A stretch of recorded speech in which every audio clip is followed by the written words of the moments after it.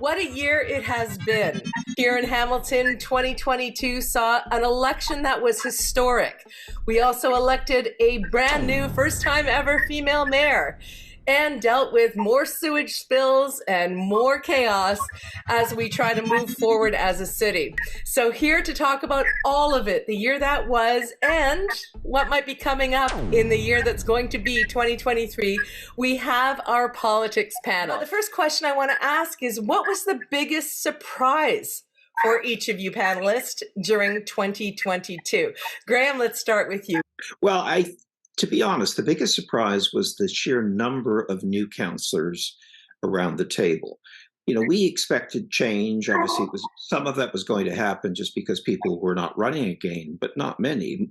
And though the three who were ousted, who did run again, lost. That was a surprise. I wasn't sure. I was hopeful.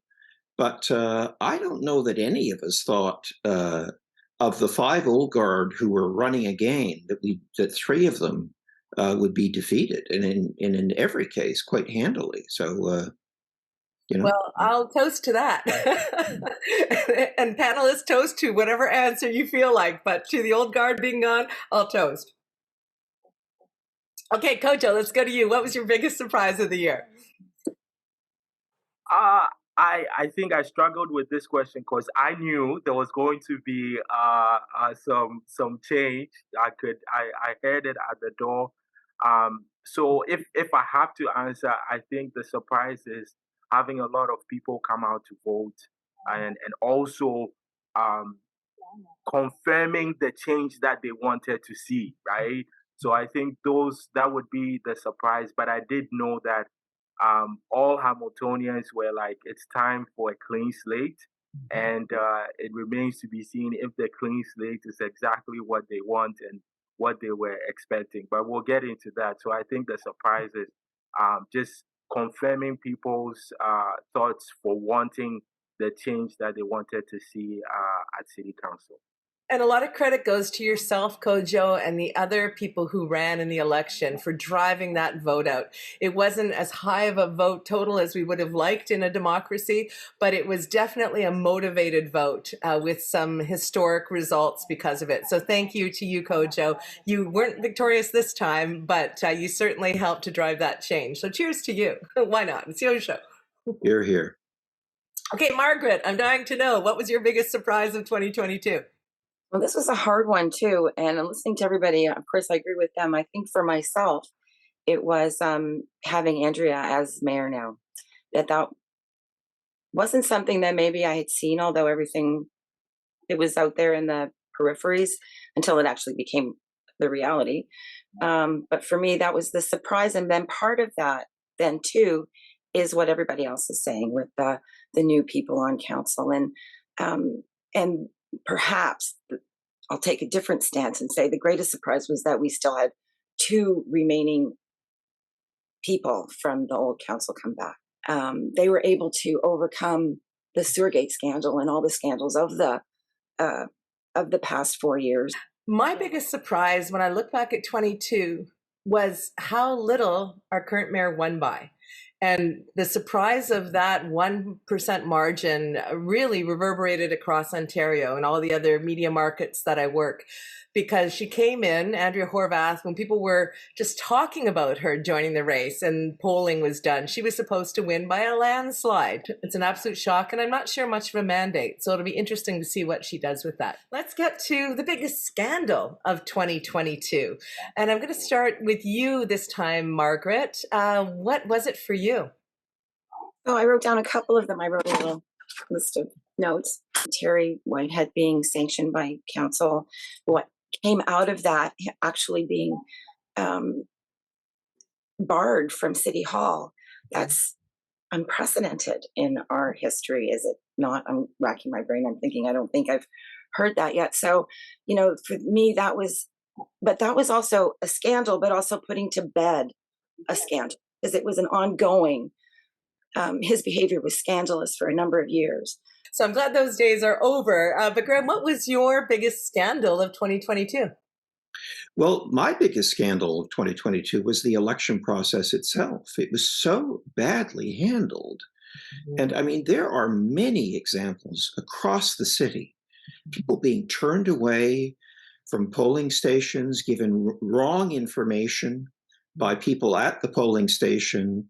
You need 2 pieces of ID. If you don't have a voter's card, you can't vote. If you don't have ID, you can't vote. Stuff that just wasn't correct. There was also data mismanagement. Campaigns could not access data on election day.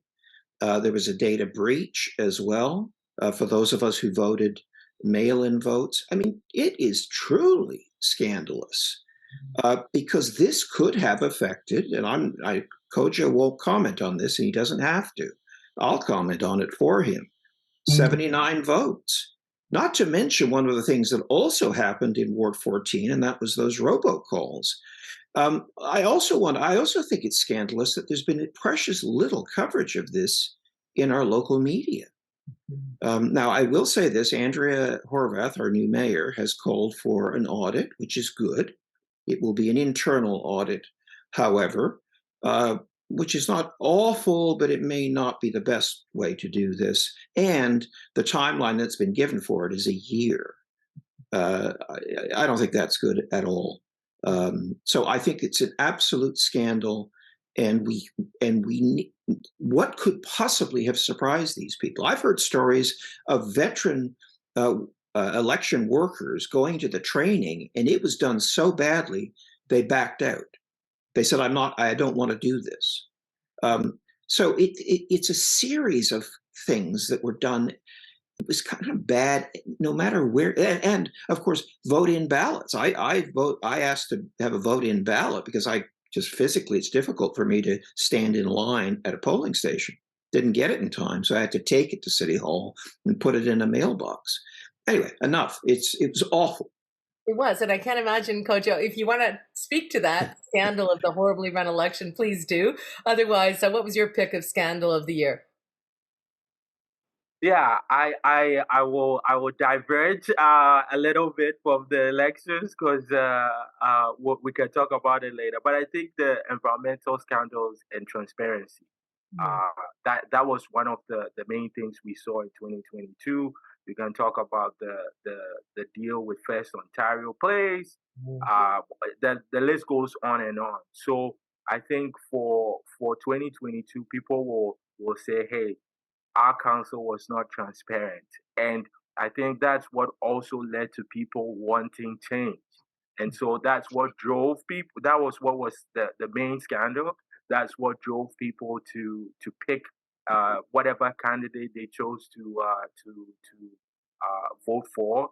And I think those were the connections made, is that we can't even trust our council to do things right, transparently. So then we're going to pick someone else who they feel might do the job a little bit better. And thankfully, we're seeing some examples of the new councillors demanding transparency on a couple of fronts, which we may get to as we go forward.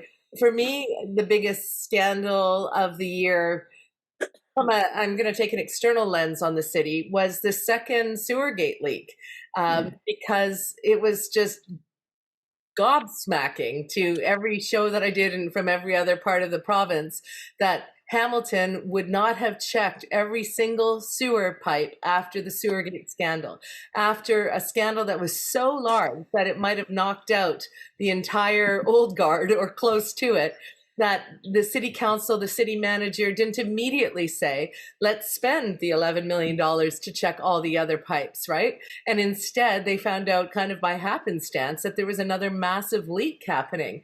And it might seem small compared to Sewergate, but it's still a huge leak that went on for years and years and years. So I think that the second Sewergate scandal coming out of the first one just showed the mediocrity, the lack of leadership, the lack of true sense of accountability that our past council had, that they did not leap on. All they worried about was their political futures and fighting against those of us who were calling them out, instead of saying, we need to prioritize funds. Forget about Commonwealth Games stuff. How about we actually make sure we're not leaking more crap into our water? What did you think was the defining issue of 2022? What really resonated with you? I would say housing. Housing has become the quote unquote primary concern for everybody. And I want to preface this by saying that if people remember November 2021, we had racialized queer folk take over City Hall to talk about the importance of housing, right? So you fast forward a year later, now you have a provincial government who is using housing to take over our environment and to also steamroll protections for tenants and residents, increasing property taxes for people. It becomes a crucial point. And again, it's the whole spectrum. Those that are looking to be first home buyers, those that are looking for affordable rent, those that are also looking to increase the transitional housing. I think housing is by far the key point that we need to continue to highlight, and it's going to take precedence over a number of things. Okay, thank you, Kojo. Margaret, what did you have as the biggest issue of 2022? I had sprawl on my card. But it fits with, of course, what Kojo's saying about housing, right? It's a big discussion, and sprawl is part of that housing discussion. But sprawl was the issue that really galvanized people to do something about the environment, like just the environment. And it brought to head all the things that people have been saying about the impending climate change and the environment that we're in, and the housing together, to look at what's going on with sprawl, to ask us all to look at things differently. Absolutely. Graham, what was your issue of the year in Hamilton? Well, I didn't pick a specific issue, but rather a pattern. So for me, it was yet another year of, as someone once put it, managing our decline. And that was consistent through every one of the months of last year. And why was that the case? Because our old guard council they never believed in crafting a bold vision with stated priorities and goals. So as a result of that mismanagement, we are now starting from scratch.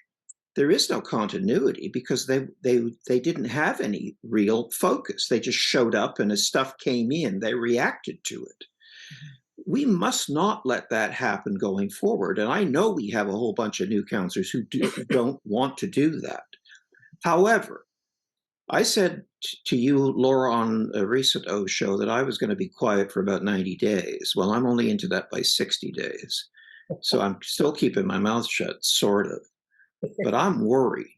I'm not hearing rumblings about the establishment of a bold vision and stated priorities with goals. I'm worried that we're going to kind of go along, despite being very pleased with the behavior of some of our new councillors, because I'm watching lots of meetings. But I'll be quiet for 30 days, but at some point, we need to see something that says, here's the new path forward. And what we aren't going to allow is another 4 years of issues slipping across our desks and reacting to them in the moment. That's no way to build a better city. In fact, it's absolutely the wrong way to build a better city. So I'm not sure yet we've got a problem, but I'm a little bit worried. Well, the good news is that I think we have another OShow politics panel scheduled in like 30 days, Craig. So as soon as you're off the leash, my friend, we're going to have you here. So when it comes to the biggest issue for me the past year, it was our emergency of homelessness. And I know that, Kojo, you touched on affordable housing, deeply affordable housing. We have a crisis in homelessness that was described last week on our last OShow by Don Seymour, the head of Wesley Urban Ministries. If this was a flood, we'd all be out there building sandbags right now. And so we're in this flood. We're all up to our waist trying to deal with this, and we've got people on the street that are over their heads right now. And if this were a flood that we could all see, we'd be doing sandbags. We'd be letting people stay, you know, in any kind of accommodation we could find for them. We would have a whole community response. But homelessness has become perhaps an issue that we think we can't deal with. And so, and this is me talking now, I think we become a little bit of nerd to it. We think to ourselves, there's nothing that really can be done.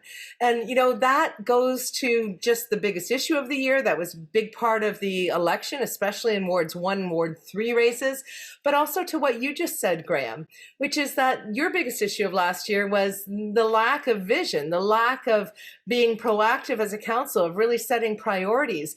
The mayor of Los Angeles, the first female mayor in the history of Los Angeles, just got elected.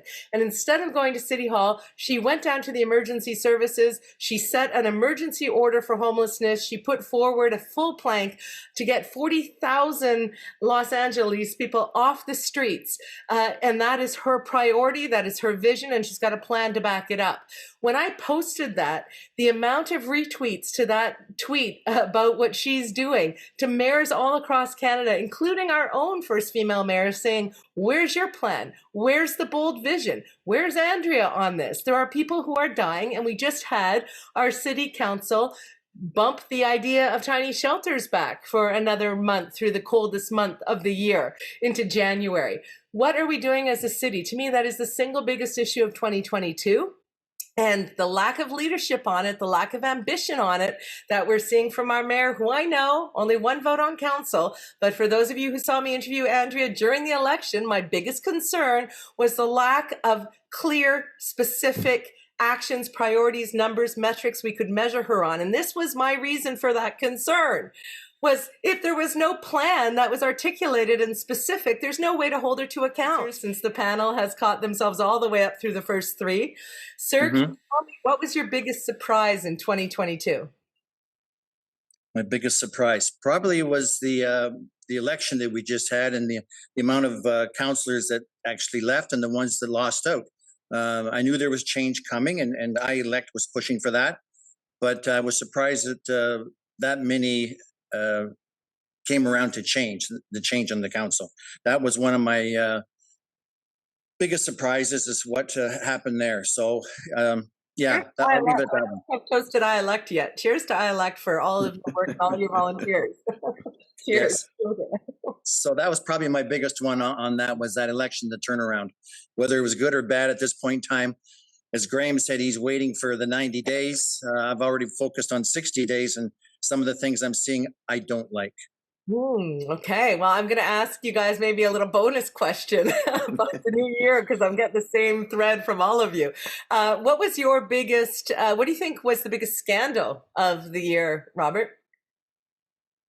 Well, there's no doubt the Surgate was probably the biggest one that still drags on and will continue for a long time. And the citizens of Hamilton will be paying for that down the road for sure. Okay, what was the issue of the year for you, Robert?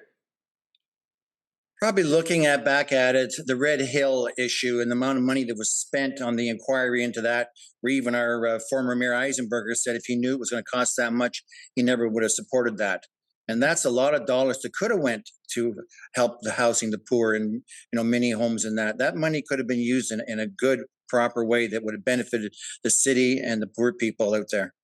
Well, as someone who pushed hard and pushed former Mayor Fred hard to do the Red Hill, it was because the city lied and people died. And if we don't investigate what went on there, then who are we as a municipality? So the dollars suck. And part of the reason why it costs so much, Robert, is because the past council wasn't forthcoming with documentation. They dragged that thing out. So I will not accept Fred's lament about how much it costs. It costs a lot because of his bloody lack of leadership. Okay, yeah, I'm pissed off when I hear that. Sorry, Robert. Love you, but I'm not going to take that crap for 1 second around here. Okay. I want to know who you think in 2022, and it could be the previous council or the current council, who demonstrated leadership locally, because that certainly is something I think we've been bereft of for so long. So let me go to you, Kojo, sir. Who do you think has shown us leadership in the past year? I'm going to go left field on this one. Pardon the pun there. I think it's Hamilton residents. I think it's Hamilton residents. You can look at Stop Sprawl. You can look at the QP union support that happened with education workers, TAs, and RAs that were striking. You can look at folks that are doing tenant organizing and housing advocates. You can look at anti-poverty groups that are trying to talk about a decent wage, affordability issues. Look, you can look at youth and disability advocates that are also trying to push us to say, hey, as a country, why is it that we are offering MAID to people that are struggling with housing and what have you? So when you look at it collectively, like Hamiltonians and residents of Hamilton are coming together to address the issues that are happening in their community, and they are actually pushing politicians and elected officials to do the right thing. So I think for me, when we're talking about leadership, I would say it's Hamilton residents coming together to build the world that they want to see and push politicians to make the right policy decisions, whether it's homelessness, whether it's hate, whether it's the Stop Sprawl, the housing, environmental issues, you name it. Everyone is organizing, and most importantly, they are also doing it together to figure out how all of these issues connect with each other. Indeed, yes. I love that answer, Kojo. I'm not giving out awards for best answers, but I think it might be hard to beat. Who do you think? Let me go to you, Margaret. Who did you have as showing the best leadership in the past year? Well, I had I've got John Paul Danko on my list for his response to the Ford government in terms of the sprawl, in terms of Bill. There's so many of them. Bill 24, Bill 29, Bill 24. Which one? Or whatever, the Greenbelt bill. When he stepped up and said, we're not doing this. Let's fight them. Come up with these ideas of withholding development fees, whatever. But the quickness, the way he responded, his presence on the Greenbelt rally lines is really indicative to me of somebody that's got our back in this issue.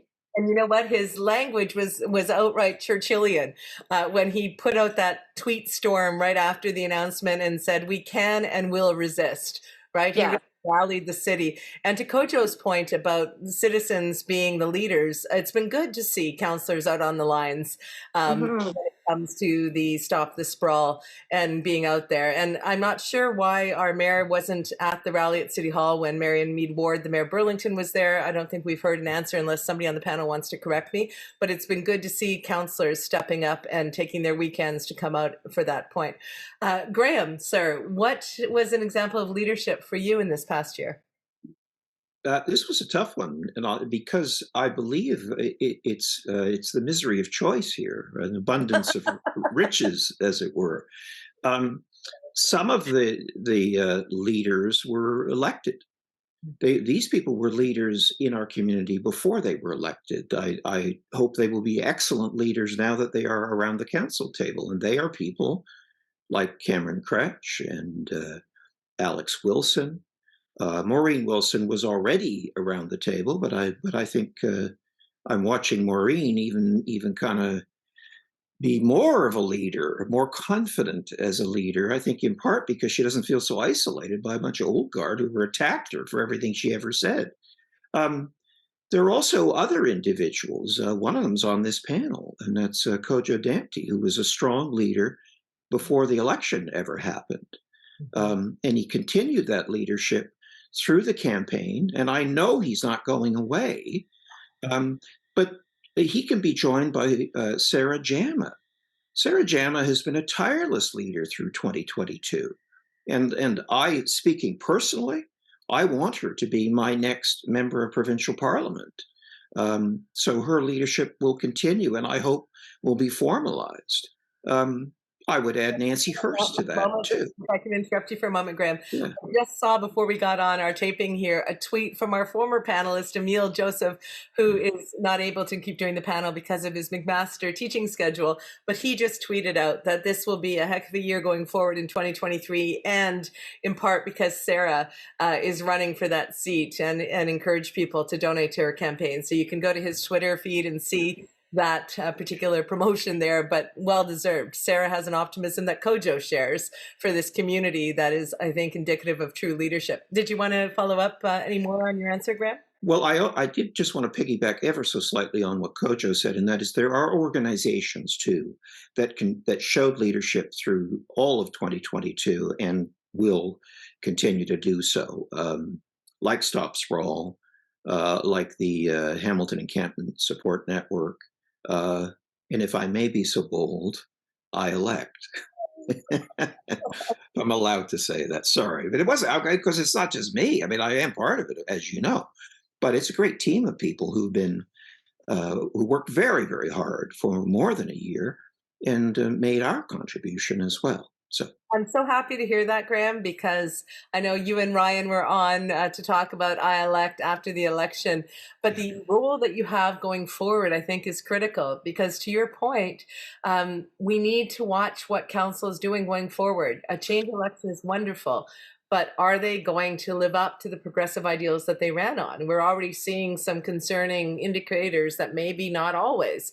And what does that look like? So the idea of I Elect going ahead, and I believe one of the things I saw in your press release was you'll be doing report cards on council according to the different priorities of I Elect and what many of them ran on. So I can't wait to see those and to keep the conversation going, Graham. Okay, Santa Pasuta. Santa, can you tell us what was your idea of leadership this year? Who demonstrated leadership in your opinion? Well, Laura, I had some thoughts in my mind, but when Kojo spoke and mentioned that the people are the ones that show leadership, he's right on. I mean, it just blew me away when he said that, and I focused on that for a bit while everybody else was talking, and it's true because when I was in council and on the committees and people would come in as delegations to speak, the councillors that listened to them would support them. And then the councillors that didn't listen, well, they weren't listening anyhow, so they didn't care. But usually when somebody came to speak, it ended up going for a report out there back to staff to come back. And there was a lot of great ideas came before us at council, around the council table from the delegations. So as we saw, that would stop the sprawl, and then there was Save Our Streams and all those different groups and the poverty and the tiny homes. People work together. We need a council that listens to them. There's smart people out there, very smart people who aren't councillors, okay? They have other things to do, other things in their mind, but they are leaders too, and they show leadership out there. And our leaders need to listen to those leaders in our community. Robert, do you think that since you stole Kojo's answer, I'm going to ask you another. Do you think that there is anyone on council currently who doesn't care, who's not going to listen to citizen delegations? There may be two on there. I think they've got something else. They're focused on one or two things, but not the big picture of the city and delegations, in my opinion. But as Graham said, let's leave a little bit longer and we get into the new year and we'll watch and feel these people out and see where they go. You absolutely know that on our January show, I'm asking you for names. You will name names. I'm going to spend the entire holiday going, who are the two people he's talking about? What is the agenda, Robert? This is unfair. It's very Grinch-like of you to tease us and not give us the actual gift. Come on. Okay. Okay. You'll have to wait. What's that? You'll have to wait, okay? I want to watch too, like Graham said. Just keep an eye on them for a while. All right. Well, I'm seriously coming back to you. I'm making a mental note. Okay. In terms of leadership for me, I'm going to do a slight two-parter, just pre and post-election. Pre-election, I want to pick up on what you said, Margaret, which is John Paul Danko you said post-election, his coming out on the green belt right away and saying, you know, we can and will resist was leadership. Absolutely. I also think there was a moment of his leadership in the previous council, which may have affected the election more than any of us have really spoken about. And that was the day in council back in June when he stood up to Terry Whitehead and the bullying and the demeanor at council and basically the shit show that we've been watching for, it felt like, ages, if not a decade, on council, and said, this is not the behavior that we should have. This is forcing the media to sit through this. This is forcing staff to sit through this. He took his time where he could have bragged about what was going on in his ward and instead dedicated it to really describing what was happening with Councillor Whitehead's behavior and how that eroded the professionalism of council. And I feel like that moment of breaking from the past, breaking through this sort of ceiling of bullshit that we've had to deal with forever and saying, no, this isn't normal, this isn't right, and here's why. I thought that that may have given people the permission to say, okay, we can live without the old guard. There can be a better council. There's somebody around there who sees what we see and knows that this is nonsense and it has to stop. So I want to give him credit for that. I felt like that was a watershed moment on the old guard and getting rid of them. And going forward to the new council, Cameron at the police board meeting this week, saying that he wasn't going to approve the budget, that he wasn't going to operate in private, that he wanted full transparency. I mean, hallelujah, right? I mean, that to me is like leadership, especially in the police services board, to have that kind of will. And of course, we saw also council deciding they were going to learn the integrity commissioner's instructions on how to conduct themselves ethically in front of the rest of us instead of secretly. So I'm proud of the leadership of Cameron so far, and I'm proud of John Paul Danko and what he has done. Okay, is everybody ready for the big one? The predictor, the one that you'll be held to on the politics panel for the rest of 2023. This is, what do you think the issue will be that will define the new year? Let me start with you, Robert, so you can't copy Kojo this time. What do you think is the big one? He's like that kid in class. He's sneaky. He's going to copy your notes, Kojo. Okay. Go ahead, Santa Pasuta. Well, you know, Laura, you got the question is what will be the defining local issue? And where it should be, in my mind, there's going to be issues, more than one issue that's going to be defining, that's for sure. I'm watching, as we said before, I'm watching council, and I'm wondering, can council work and do their job, and including particular councillors. There's councillors on there that are on like 23 committees, plus other little subcommittees. How can they do their job around council table and in city committees without, you know, interfering with the business of politics at the city? You can't, I don't know why people want to be on so many committees and try to do the councillor job, especially ones that have not even sat around a council table before or have any political experience, okay? So that's going to be one of the big defining issues for the city, how well they can work together and do their job around the table without reaching out and trying to have their name on every other committee so it looks good on their behalf. That's the wrong way to look at it. Focus first on council and the council, the meetings you have to attend, you know, public works, ones like that you're on. But to reach out and to go on, people are on 3 conservation authorities. Why? They don't even have conservation areas within their ward. You don't do that. That's not the way to move forward and move the city forward and provide leadership, as whether it be as an individual councillor or as a group of councillors and the mayor. So that's my defining issue. Can they do the job that they were elected to do, being that they're on so many committees out there, and some of them aren't going to be around City Hall because the committees they're on are away from City Hall. I love your perspective, Robert, and it's one of the many reasons why we have you on the OShow panels. I had not even had a glimpse of insight into that particular concern. I can see Margaret also emphatic on this.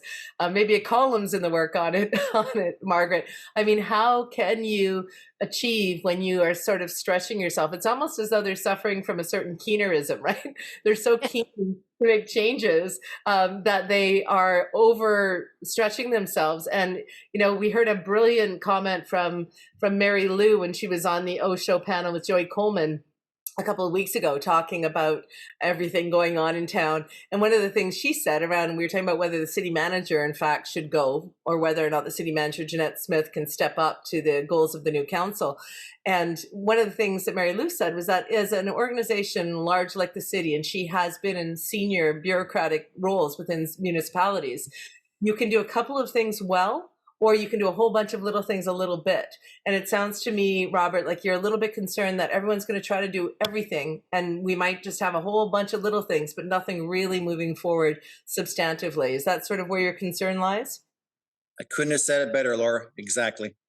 Okay, well, it's Mary Lou. She's brilliant. Can't wait to have her back on. Okay, what is your biggest issue, Kojo, now that he's gone first and he can't copy you? Don't copy Robert. Don't copy Santa Pasuta. What do you have? Don't worry, it's holiday season. We are sharing everything, so it's all good. Yes, right. I think issues related to the indigenous community.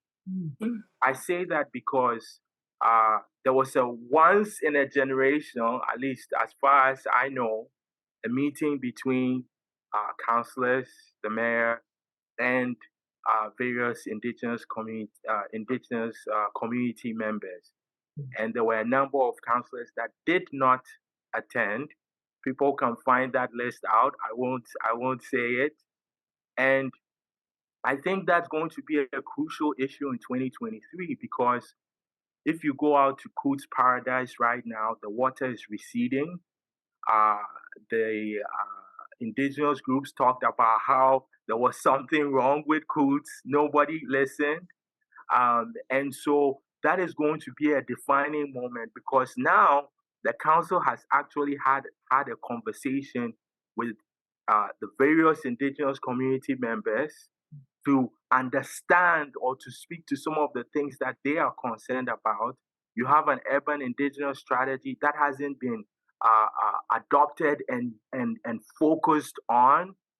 You also have the Sir John A. Macdonald statue. That was a huge deal. And some of the councillors that are still there today, some didn't understand the context of why that statue is so grotesque, right? So I think that is also going to set the stage for how we look at this council moving forward, because you do have some new councillors that weren't involved in city discussions, that alludes to what former Councillor Pasuta was talking about, that are now councillors. So if you didn't know how things were going, or if you weren't involved in some of those discussions, now how are you going to respond? And having been a former candidate, we talk about lots of things in our platforms, but then when you come to the table, those things need to change. So how are those individuals going to change? And the last thing I'll say is, we are all happy that progressive candidates were elected. I don't like using that term because I think it's a little nebulous, because you could have two progressive candidates disagree on something like public transit, why we should fund public transit. So it's going to be interesting to see between January and March, because that's when the budget discussions are going to happen. And that's when we decide what we're going to spend our money on, what gets an increase, what gets a decrease. And now we will see how these councillors are focused, what is important to them, what do they want to achieve from their campaign platform in conjunction with what now the reality is. So for me, those would be some of the defining moments that I look at eagerly. And I think 2023 is going to be very interesting. Well, two thoughts on that, Kojo. One is, when you say former candidate, I don't like the sound of that. I hope you're a perpetual candidate like Cameron Kretsch was. He kept acting like the councillor all through the last term and then got rewarded with the gig. So I'm just that's my own bias out there. But also to your point around the fact that these councillors, Sir John A. is what popped to mind when you mentioned Indigenous issues, that they were so tone deaf to the response of the community, and to your point, just, how damaging and disgusting that statue is. And some of them were a disappointment in what they said, so-called progressives. So I'm hoping that maybe there's learning there. I'm hoping that now the conversation has started, that we can get better on these issues. So thank you very much for highlighting that. Okay, let me go to you, Margaret. What is the issue going forward, Madame? So I'm going to play off of both of Robert and Kojo, but for me, when I first thought about it, it was food security. Prices are going up. Inflation is hitting everybody, everywhere. If we look at, and food security was the thing that led me into it, but it's really the cost of living and how much it's costing everybody. How much it costs to rent an apartment in Hamilton these days is astronomical. I can't even imagine what kind of job you have to have as a young person to be able to rent an apartment at these rates. It's out of, I can't comprehend it. So then there's that housing issue, right? But then there's also the rising cost of food and how that's going to impact on everybody. So it plays back into what, I forget now who it was that was talking about the budget. Kojo was talking, right? How are we going to manage the what we need to serve the people of Hamilton while everybody's costs are going up astronomically? How are they going to? And I want to ask the councillors to consider very carefully how they think about public money and where it goes and how you spend it. And it's really great that the transparency that somebody else had mentioned earlier, Kojo, I think again, was at the forefront, because now we know where the money is going and where the waste is always relative, of course, but where it's going and what we should be spending in terms of the things that we need to serve the people, which Joey Coleman put it so perfectly on your show a little while ago, is like pick up the garbage. What was it? I think pick up the garbage was the most important thing in my mind, is just pick up the garbage. But there's, all the other things that the city does. It's very basic, the garbage, water. Follow the snow for people so they can get. Very, very simple stuff. Instead of all of these other things that we really want to have, that would be really nice to have, but we've got people sleeping in the park. So prioritize properly this public money that you've been entrusted to spend, because we need our money and we're giving it to you to help everybody else. It's my end of my rant. I'll go to the weather vane that is my neighbor Tony, who was over during every World Cup game. And Tony is always how I sort of get a sense of how retirees and people are feeling in the city. And usually he'll say, "Hey, Laura, what's going on with LRT? What's going on with the Red Hill? And this time he said, "Hey, Laura, what's going on with the budget? I have no more money as a senior for property taxes." He said, what are they doing with our money? Right? And when you think about things like getting staff to work on this Commonwealth Games bid to nowhere, or when you look at the money being spent on remediation or scandals from the past on Surrogate because of their malfeasance, or you look at this or you look at that, you cannot now with the price of bread. I mean, the year-end interview with the Prime Minister is in front of a bunch of bread, right? We can't afford bread. We can't afford to see any more money wasted on scandals, on frivolous consulting contracts, on any kind of pet projects or like super fun stuff that's supposed to make the city fabulous. Yeah, for me, I think the number one issue is going to be focus. And this ties back to my earlier point about council coming together and having a set of very clear, very short, and clearly measurable priorities. I don't know if that's going to happen or not. What I don't want to see is 15 strategic plans, ward-specific strategic plans. Even great councillors, new great councillors, run the risk of doing that, is, quote, looking after the people in their ward, which of course they have to do. But we have to build a city. We're not building wards, we're building a city. But I think the fundamental risk we face is New council's one thing. We achieve that goal. They need to be focused. But there's a 7,500 person, $1.5 billion organization and staff that needs to be aligned with those priorities. And currently, how could they be aligned? Because there's nothing to align themselves to.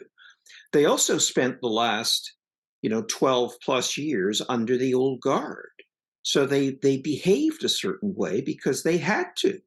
Otherwise, they risk losing their jobs, or they bailed. They got out because they couldn't stand working here anymore. And we also have trouble getting new people to come in, or at least we did. How that link is going to be made between a council with a vision and staff that have been bullied and beaten down for so many years, that is a big task. And I think if we, as residents, we rebuilt our council may need to rebuild our organizational structure and staff within it. I think this is a massive undertaking. Because at the end of the day, it's not like we're going to trip over $1 billion in some hidden bank account. And people are already pushing back on the tax increases. We want to build a better city. Building a better city does cost more money. It doesn't have to cost double. I think you have to get creative. I think you also have to look at where, as Margaret said, where waste exists. Where can we cut back? There's a current debate over the police services budget. They want 3 times the amount that our head of finance is allowing every other city department. Like, whoa, really? Says who? Where was the mayor on? Andrea Horvath is on the police services board, right? Like that's an automatic for the mayor. Where was she on the vote about the budget, the one that Cameron voted against? Well, I mean, if I'm giving you a 30-day preview, where was she? I don't know. Apparently in hiding. I don't know where the hell she is. Didn't vote on it? Wasn't part of the vote? She wasn't at the meeting. She wasn't at the meeting. She didn't show up to the police service budget meeting vote. So now it's going to come before council without our mayor. But that's, I'll wait for 30 more days to come. But patterns emerge. You gotta watch for patterns, and there's patterns already emerging, and I don't think it's very good. But again, I'll hold back. But just to sort of having a series of fabulous motions that are poorly implemented is going to frustrate everybody who worked hard to make change happen. This system, we don't have a good system yet. I believe we can have one, by the way. I don't think this is it, but it is bold vision by council putting forward motions that support that bold vision, handing them over to staff who then take them and do great things with them within a limited and prescribed budget. That's how every organization works. But our challenges are so great, and the ones that Robert and Kojo and Margaret have mentioned are going to cost money and focus. All of that's got to come together, and I, for one, don't want to wait 4 years for them to figure it out. If we don't hit the halfway mark in the first year, I fear we're not going to make it. I think we're going to get disappointed with a lot of well-intentioned, very smart, and energetic and committed councillors who are going to fail, and they'll fail for us. And I don't. We're only into this 60 days, but we've got to do something. We've got to see some signals. And I, for one, am only seeing individual signals from individual councillors. That makes me very happy, but it ain't nearly enough. Wow. Go ahead. I just wanted to add to that, and I'm going to use an example. So the mayor ordered a bus trip. Great idea. I'm not knocking it, please. But when I think about somebody running for office to improve our transit system, you should have known what the transit system was like. If you are now finding out that it takes 3 hours to get to Benwood from downtown, then how are you going to improve the transit system? And so I think that's that's the push and pull that we are having to deal with now. Is that, yes, we want a new council, they are there, but at the same time, did they know what they were planning to do, and how does that fit in to the current budget that they are looking at, and how are they going to implement that? So I think those are some of the things that we have to see. I mean, I look at that bus trip, it was great, it was live streamed, everybody's like, yeah, transparency, we see what they're talking about, all good. But at the same time, it's like, why didn't you get onto the HSR? Because that is the transit system. The transit system is not booking a coach bus and driving all over the place. The transit system is HSR. Jump onto bus 5, jump onto bus 10, jump onto bus 43, and actually see what it's like to take the transit system. So now when you're talking about area rating, you're not having a philosophical discussion about whether it's tax by representation or tax without representation. No, it's the actual reality for people. When they buy their Presto card and they need to go from point A to point B, from downtown to Ancaster, from Ancaster to the east end, now you understand exactly what they are talking about. So those are the things that they have to figure out. I'm so glad you brought that up, Kojo, because Here's goes to Kojo. to Kojo. Hold on, I need more champagne. That was brilliant. That was Thank well you, said. Kojo. I'm so glad you're on the panel. And that bus trip, not only did I have people question the cost of that, as like, really, that's the priority, this tour, but also the fact that it wasn't on the bloody HSR. Because if there was something they wanted to see in Alfreda or somewhere and they couldn't get there, that's the point. That's the point. That particular thing, it wasn't just about transparency. It was about, tone deaf. Why are you on a freaking private coach? Transit's been one of the biggest issues in our city for the last 25 years. So I thank you for saying it. It was tone deaf, and I'm racking my brain. What has our new mayor done? Made a comment about the sewer leak quickly, which we appreciated compared to the last mayor. Yay. What else? Brought up the fact that there should be an investigation into the election, which is going to take a year. I don't think the city clerk should be in the job for another year based on what happened. And a bus tour. I mean, am I missing anything, folks? Anyone? Yeah, I think there are a few others, but they're pretty small and they're very quick. There's a lot of tough work ahead, and if the reason we don't know where Andrea is because she's locked in a room working like crazy, studying documents and trying to come up with priorities and so on, that's great. And I guess we'll know in 30 days. I'm not holding my breath, but Well, let me go to Santa as a last comment on this, Santa. I'm being a little hard on Andrea because compared to other mayors, I'm not seeing a lot. But do you think she's, squirreled away somewhere working really hard to get ready for an impactful 2023? Or do you think she's taking a bit of a holiday until council resumes? Laura, I don't think she's taking a holiday. I think she's realized how much work there is to do and what's going on behind the scenes at City Hall and around the council table. Maybe she's sick. Maybe she's got COVID. Who knows? Okay, what's going around? There's a lot of sickness going around. It's possible, but she should have attended the police board meeting. There's no doubt about that one. That would be top of my list where she should have been at. But, it is. And the rally at City Hall where Mayor Burlington was there. I mean, come on. Yeah, or any of the other Stop Sprawl rallies. There's been a bunch of them. If she couldn't make that one, there were other ones. Yeah. Craig Kassar's made it out to a bunch of them. And if she has COVID, I hope she heals quickly. But why are we wondering? But, I'll reserve. I'll wait till the next panel in January to come down on that. Just when I look at the issue going forward in the new year, I think all of you have made an excellent point. I would say it's twofold. One is it's Doug Ford. Doug Ford's agenda around housing and around the green belt, I think, is going to suck up a lot of oxygen locally. I think there's going to be fights.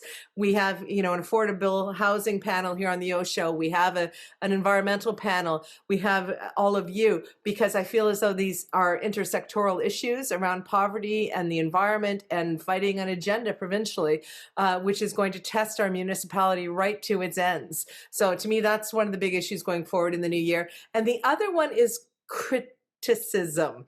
And I say that not as a negative, but as the job of critics to observe and analyze and describe what is not working in a democracy. And I intend to come out in 2023 and criticize anything that I think is deleterious to our democracy.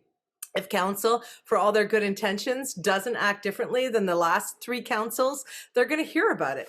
So let's talk about a couple of things that maybe we've noticed as a panel, things that make us hopeful for the new year, maybe some examples of generosity. Can I start with you, Kojo? Did you have anything in mind you wanted to highlight? Yes, 2 quickly. First is there are lots of community fridges across our city, Gilson neighborhood, Crown Points, Beasley neighborhood. So please, if you can drop off a package there, please do so. Tell your friends, tell your family, and yes, just drop off a package there. The second, it's sad but hopeful. Over this weekend, a number of people got together in front of City Hall to remember Beckett Noble, and there were so many people there from community, and as I've said, it's residents that make our community vibrant. And we lost an individual under circumstances that shouldn't be, but we do know that we remember people by coming together and changing the system so that we never lose anybody. So I think as we take a break, as we continue to look forward to 2023, let's remember that we keep ourselves safe. We should continue to reach out to neighbors and residents so that we can come together to build the world that we want to see. Because if we don't do it, that world will never happen.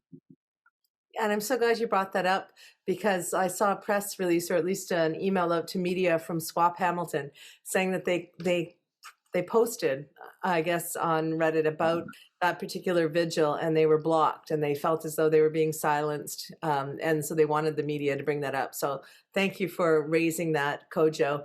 And you're right, we get the society that we work for, that we build, that we believe in. So beautifully said. Graham, is there something you wanted to highlight from a positive year-end OShow moment?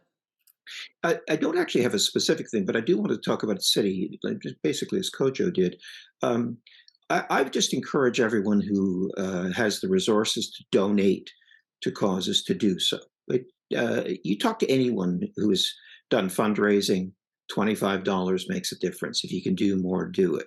I would also just encourage Hamiltonians to do what they've always done, and that is to volunteer, to show up and to lend your skills and your energy and your time.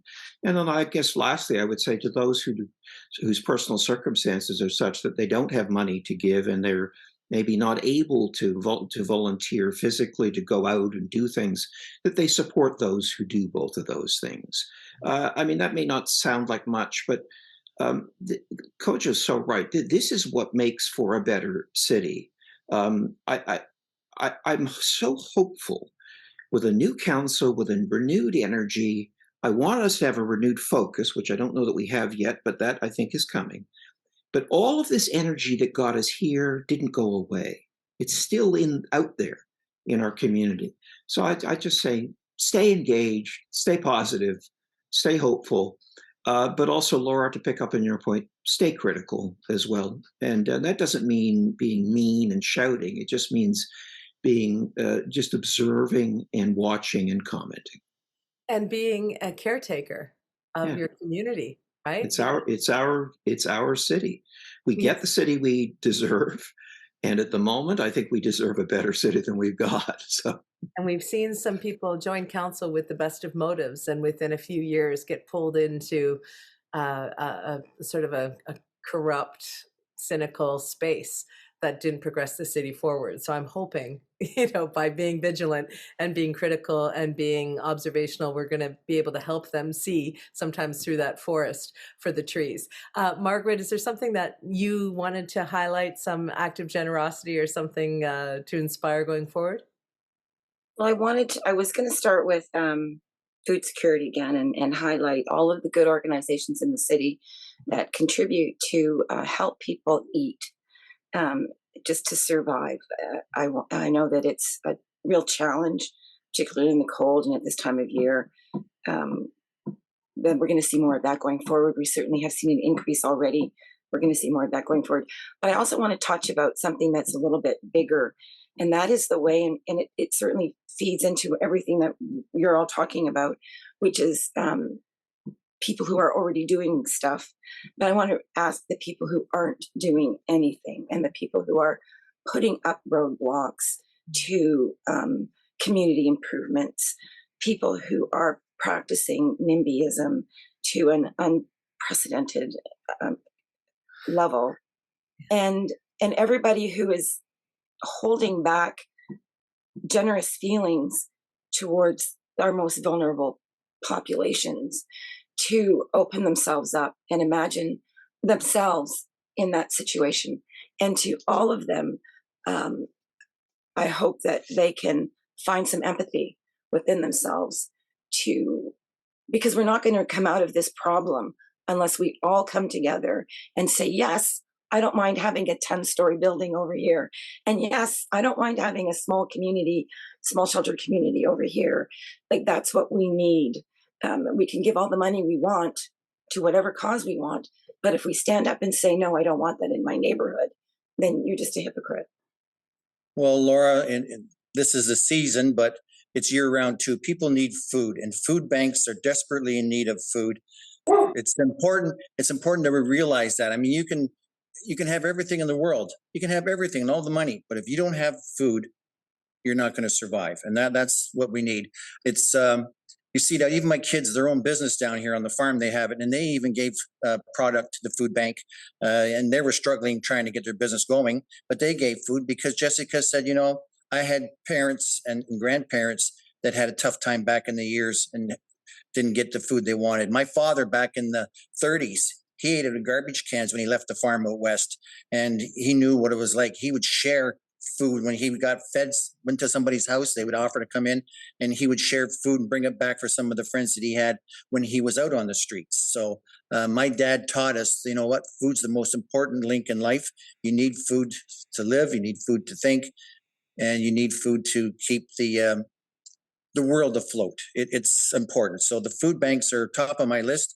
If anybody can give, please give. They'll take cash, they'll take the food, and we need to share with everybody, Laura. Well, I love that. And coming from a farmer, it's particularly poignant. I love that the food is the link. You know, we think of Maslow's hierarchies of needs, right? If you don't have food and shelter, how do you possibly do anything else? And as John Seymour talked about last time in our panel, they're in survival mode when you don't have food. If you're thinking about where's your next meal, you can't possibly deal with all the other things in life. So thank you. That was beautifully said. And on that note, I know Wesley is one of the many organizations and Hamilton Food Share that do provide food. So if you can donate to their holiday baskets or throughout the year, as Robert said, please do. I wanted to point out an act of corporate giving, which I think for those of us who have businesses is a great one. Laurie Insurance had their 40th anniversary and gave $40,000 to Mohawk College students. There is a role for all of us, no matter where we are at, to be able to look at our city and to help people in the immediate and help people in the future. So kudos to Bob and Dan Laurie and their team. And as I said, Wesley, Mission Services, Food Share, there are so many organizations that are working so very hard to make it a better 2023 for Hamiltonians. Here on the OShow, we are critics, we are observers, and we are, above all, I think, engaged citizen optimists who really want to see a better city. And we had a change election. I want to all raise a glass. Let's not forget the progress made on that October night that we all celebrated. We have a new council, we have new opportunity. And Graham, I'll come over to your house and bring you some champagne this week to catch you up.